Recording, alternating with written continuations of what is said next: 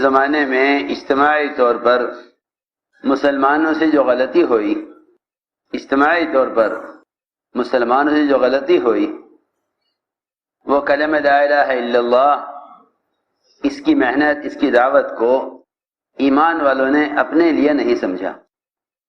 سمجھے کہ یہ کلمہ لا الہ الا اللہ، اس کی محنت کا میدان اغیار ہیں، اس کی محنت کا میدان اغیار ہیں، اور ان تک کلمہ پہنچ چکا ہے، لہذا اب اس کی ضرورت نہیں ہے، کیونکہ مسلمان تو مسلمان ہی ہیں، سارے ایمان والے ہی ہیں، مسلمان تو سب مسلمان ہیں، سارے ایمان والے ہی ہیں۔ حالانکہ حقیقت یہ ہے کہ اللہ رب العزت کسی انسان کو غیر مسلم پیدا ہی نہیں کرتے، کسی انسان کو غیر مسلم پیدا ہی نہیں کرتے۔ جب اللہ تعالیٰ نے انسان کو بنایا اپنی عبادت کے لیے ہے، جب انسان کی تخلیق کا مقصد اور اس کی تخلیق کی بنیاد عبادت ہے، تو اللہ تعالیٰ کسی کو غیر مسلم پیدا کیوں کریں گے؟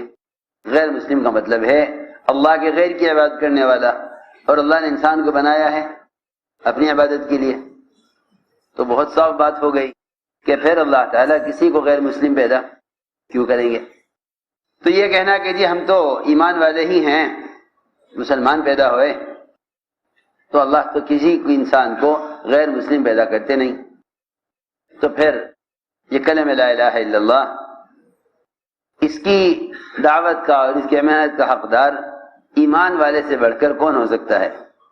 لیکن اس زمانے میں مسلمان ایمان سے اس لیے غافل ہوا کہ وہ یہ سمجھا کہ اس کلمے کی دعوت کا میدان اغیار ہیں، حالانکہ سب سے زیادہ حقدار اور کلمہ لا الہ الا اللہ اس کا اہل خود مسلمان ہے، خود مومن ہے۔ اللہ تعالیٰ کا حکم ہے ایمان والوں کے لیے، یا ایھا الذین آمنوا آمنوا، ایمان والو تم ایمان لاؤ، ایمان والو تم ایمان لاؤ۔ سوال اس بات کا ہے کہ صحابہ کرام اللہ کے اس امر کو کیسے پورا کرتے تھے؟ صحابہ اللہ کے اس امر کو کیسے پورا کرتے تھے؟ صحابہ کرام اللہ کے اس حکم کو کیسے پورا کرتے تھے؟ ایمان لانے کا حکم ایسے پورا نہیں ہوتا تھا کہ وہ کفر سے اسلام میں آ جائیں، کفر سے اسلام میں آ جائیں، یہ نہیں تھا، بلکہ صحابہ کرام ایمان کے کمال پر ہوتے ہوئے، کیونکہ قیامت تک آنے والے مسلمانوں کو صحابہ کی طرح ایمان لانے کا حکم ہے۔ دیکھو یہ بات بہت ضروری ہے، کیونکہ آج کل بعض لوگوں کی زبان پر یہ بات آ گئی ہے کہ بھائی صحابہ والا ایمان تو ہمارے لیے ہے نہیں، ہم ان کے ایمان کو کہاں پہنچ سکتے ہیں، لہذا جس زمانے میں جیسا ایمان ہے کافی ہے۔ لوگ ایمان پر، دین پر، عبادات پر، چند اعمال پر قناعت کر کر بیٹھ گئے ہیں کہ جتنا ایمان ہے کافی ہے، حالانکہ ایمان صحابہ اکرام کے بعد آنے والوں کا حصہ ہے، اور ایمان صحابہ اکرام کے بعد آنے والوں کا نصیب ہے، ایمان صحابہ اکرام کے بعد میں آنے والوں کا نصیب ہے۔ میری بات بہت توجہ چاہتی ہے، ایمان صحابہ اکرام کے بعد آنے والوں کا نصیب ہے، اس لیے کہ صحابہ اکرام نے اپنی آنکھوں سے کھلی آنکھوں سے غیبی مددوں کا مشاہدہ کر لیا، نبی کے ساتھ معجزات دیکھ لیے، اور یقین ہو گیا کہ ہاں یہ اللہ کی طرف بھیجے ہوئے نبی ہیں۔ انبیاء کا ایمان کیوں نہ اس درجے کا ہو، وہ غیبی نظام کو اپنی آنکھوں سے دیکھ رہے ہیں۔ فرشتوں کا ایمان کیوں نہ ایمان کمال کا ہو کہ وہ سارے غیبی نظام کو کھلی آنکھوں دیکھ رہے ہیں۔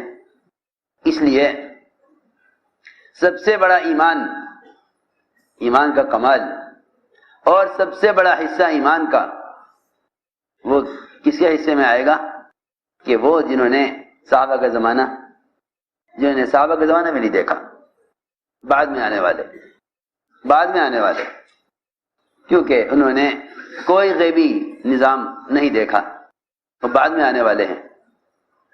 صحابہ کا ایمان، میں نے عرض کی ایک بات کہ بعد میں سب آنے والوں کو صحابہ کی طرح ایمان لانے کا حکم ہے۔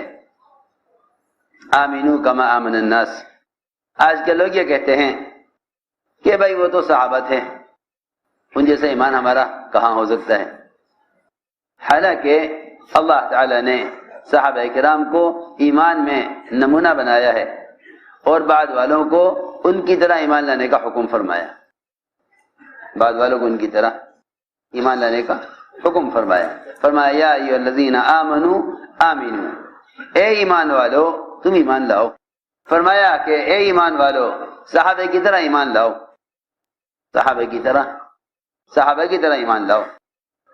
اور یاد رکھو کہ صحابہ کرام ایمان کے اعتبار سے اس درجے پر تھے کہ عثمان رضی اللہ تعالی عنہ ایک حلقے میں بیٹھے ہوئے تھے۔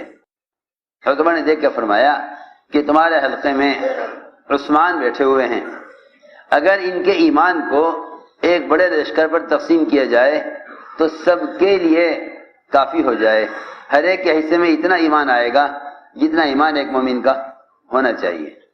ایک مومن کے پاس جتنا ایمان ہونا چاہیے اتنا ایمان سب کے حصے میں آ جائے گا اگر تنہا عثمان کے ایمان کو تقسیم کیا جائے۔ صحابہ کرام کے ایمان کے واقعات اور ان کی ایمان کی علامتیں سنو، پھر یہ غور کرو کہ وہ ایمان کے اعتبار سے اس درجے پر تھے، ایمان کے اعتبار سے اس درجے پر تھے، پھر بھی اللہ تعالیٰ نے حکم دے رہے ہیں کہ ایمان لاؤ۔ سنو تو صحیح، ہم یقین اور غیب کی باتوں پر وہ یقین نہیں رکھتے جو صحابہ رکھتے تھے، پھر بھی ہم سمجھتے ہیں کہ یہ ایمان لانے کا حکم ہمارے لیے نہیں ہے۔ اور صحابہ کرام ایمان کے کمال کو پہنچے ہوئے تھے، پھر بھی حکم تھا صحابہ کو کہ ایمان لاؤ، یا ایھا الذین آمنوا آمنوا۔ صحابہ ایمان کے کمال کو پہنچے ہوئے تھے، پھر بھی ان کے لیے حکم تھا کہ ایمان لاؤ، اور ہم اپنے آپ کو ایمان والا خیال کر لیتے ہیں، حالانکہ خیانت کر رہے ہیں امانت میں۔ فرمایا نفاق کی علامت ہے، جھوٹ بول رہے ہیں، فرمایا کہ نفاق کی علامت ہے، وعدہ خلافی ہو رہی ہے، فرمایا کہ نفاق کی علامت ہے، نماز میں سستی ہو رہی ہے، فرمایا نفاق کی علامت ہے، اللہ کا ذکر بہت تھوڑا کرتے ہیں، فرمایا نفاق کی علامت ہے۔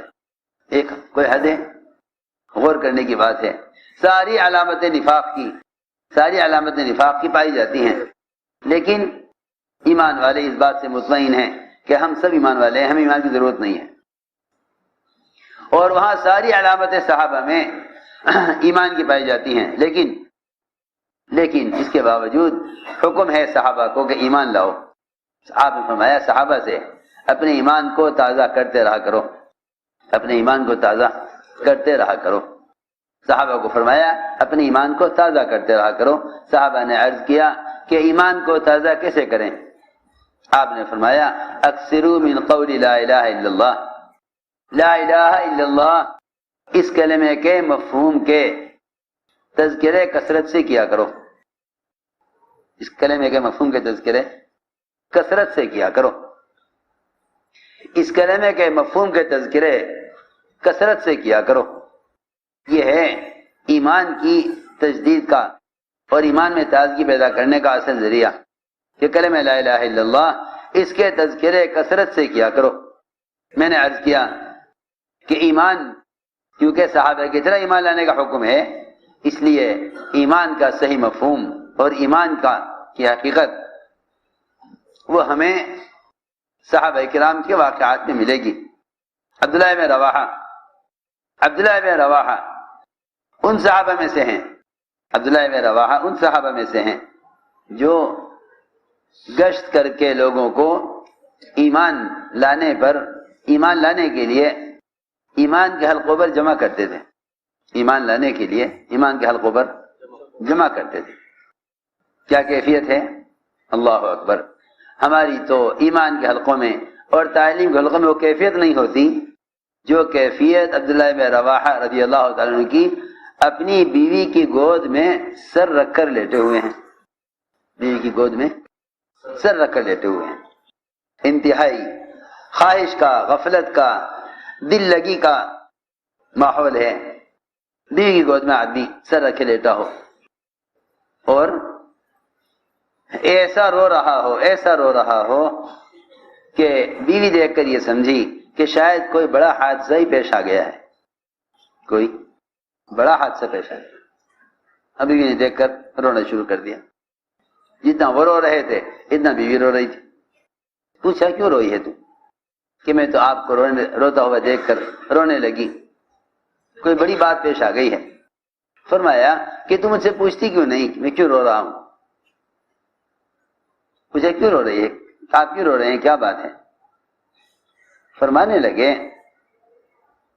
میں اس پر رو رہا ہوں کہ جہنم کے اوپر سے گزرنا کیسے ہوگا. بلسا سے گزرنا کیسے ہوگا؟ آپ نے فرمایا اگر تم وہ بات جان لو جو میں جانتا ہوں اور تم غیب کی چیزوں کی حقیقت کو پہنچ جاؤ تو تمہیں اپنی بیویوں سے لذتیں اور اپنے بستروں پر راحتیں تمہارے لیے بدمزہ ہو جائیں، تمہارے لیے بدمزہ ہو جائیں اگر تم وہ حقیقت جان لو جو میں جانتا ہوں.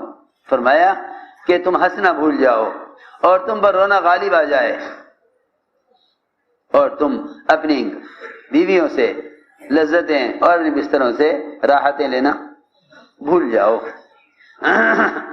اگر تم حقیقت کھول لی جاوے، اگر تمہیں حقیقت معلوم ہو جائے. اور یہی بات تھی کہ صحابہ کرام اس راز کی حقیقت کو پہنچ گئے تھے، اس راز کی حقیقت کو پہنچ گئے تھے. میں نے عرض کیا کہ صحابہ ایمان کے اعتبار سے اس درجے پر تھے، ایمان کے اعتبار اس درجے پر تھے اور سب کو حکم ہے کہ ایمان صحابہ کی طرح لاؤ. لیکن حضور اکرم صلی اللہ علیہ وسلم نے حارث بن مالک رضی اللہ تعالیٰ عنہ کو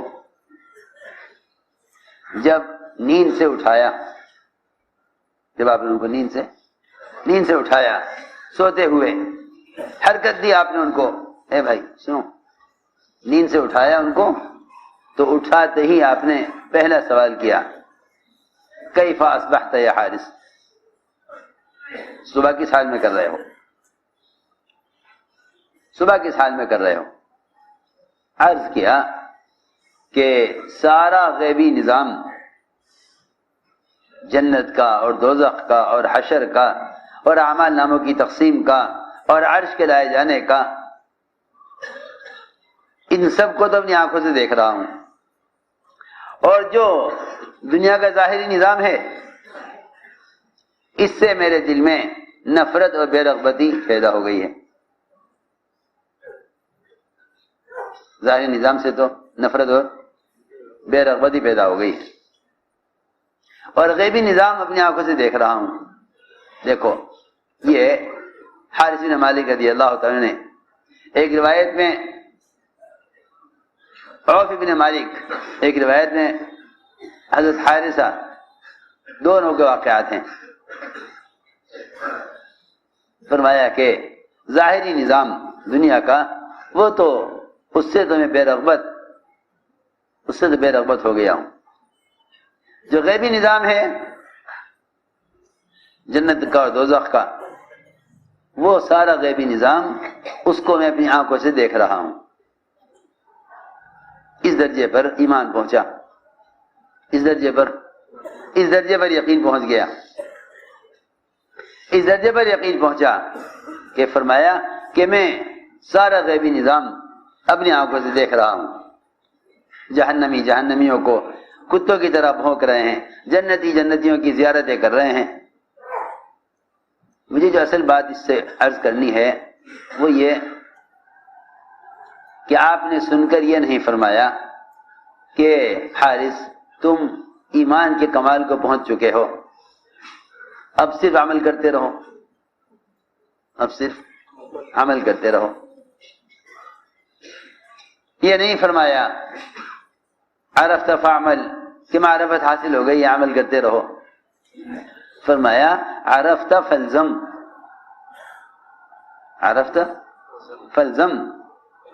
دیکھو تمہیں اللہ کی معرفت حاصل ہو گئی ہے، تمہیں اللہ کی معرفت حاصل ہو گئی ہے، اس پر جمع رہنا،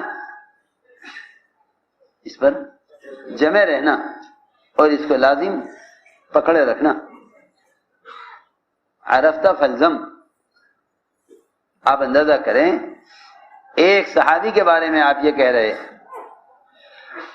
جن کے بارے میں آتا ہے کہ اگر جنت اور دوزخ کو صحابہ کے سامنے حقیقت میں لایا جاتا اور کھلی آنکھوں ان کو جنت دوزخ دکھلا دی جاتی تو ان کے ایمان میں کوئی اضافہ نہ ہوتا کہ یہ ہمیں کیا دکھلا رہے ہو، یہ ہمیں کیا دکھلا رہے ہو، ان ساری چیزوں کو تو ہم بغیر دیکھے، ان ساری چیزوں کو تو ہم بغیر دیکھے اس طرح جانتے ہیں جیسا کوئی دیکھ کر جان لے۔ یہی وجہ ہے کہ مومن کے لیے ظاہر اور باطن، غیب اور مشاہد دونوں برابر ہیں۔ مومن کے لیے ظاہر اور باطن، غیب اور مشاہد دونوں برابر ہیں۔ وہ تو ساری بڑی مصیبت کافر کے لیے ہے، کافر کے لیے ہے مصیبت، کیونکہ کافر نبی سے دلیل مانگتا ہے، کافر نبی سے دلیل مانگتا ہے، کافر نبی سے دلیل مانگتا ہے کہ آپ غیب، اسی لیے یہ بات ذہن میں رہے سب کے، اللہ کو اور اللہ کے غیبی نظام کو دلائل کے ذریعے ماننا، اللہ کو اور اللہ کے غیبی نظام کو دلائل کی وجہ سے ماننا، یہ ایمان کامل نہیں ہے، یہ ایمان کامل نہیں۔ اللہ کو اور اس کے غیبی نظام کو دلائل سے ماننا، کیوں؟ اس لیے کہ دلیل سے ماننا اندھا پن ہے،